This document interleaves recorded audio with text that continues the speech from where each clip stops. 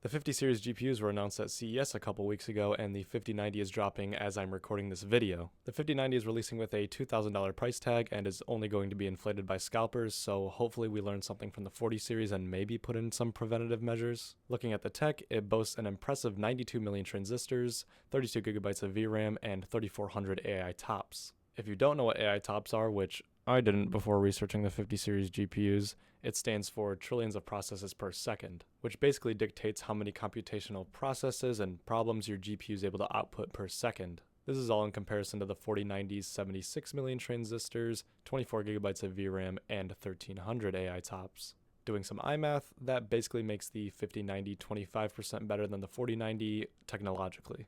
The only issue I have with that, though, is that the 5070 is releasing at a $549 price tag with supposedly 4090 performance, making the 5090 400% more expensive than the 5070. But who cares about the price? Little Timmy's still going to spend 8 birthdays worth of money to a scalper who got it on release, so how does it perform? So, when the 4090 released, we saw an impressive 74% gain in performance compared to the 3090. But when we look at the 5090 in comparison to the 4090, we only see a 27% gain in performance. If you look over to the right, you'll see some titles that display nearly no performance changes, although this could be due to optimization issues. Now I must add that the power draw using the 5090 is 1.5 times that using the 4090. But regardless, the 5090 is still a freak of nature, handling all titles at 4K maximum settings with absolute ease. Here's some gameplay of Forza Horizon 5 where we hold a steady 160 frames with no issues at all. Something exciting I learned about while researching the 50 series GPUs is multi-frame generation, which has the potential to quadruple your frames per second in game.